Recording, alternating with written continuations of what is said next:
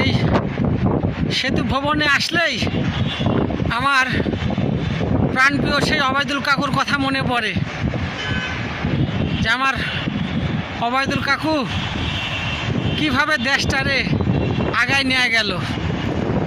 আর এই দেশের মানুষ তাদেরকে এমন নির্যাতন করে উল্লঙ্ঘ করে পালায় যেতে বাধ্য করল। দেখুন তো আজকে সেতু ভবনটা দেখুন, দেশের রাস্তায় দেখুন, ছাদের উপর থেকে আমি দেখতে পাচ্ছি যে গাড়ি চলতেছে, বিল্ডিংয়ের উপর দিয়ে গাড়ি চলতেছে, হ্যাঁ, প্রাইভেট কার চলছে। কত উন্নত হয়েছে আমার এই দেশ, অথচ আমার অবায়দুল কাকুকে জাঙ্গি পড়ায় বিদায় করলো এই দেশের মানুষ। Very sad, very sad, very sad, ভাবতেই কষ্ট লাগে।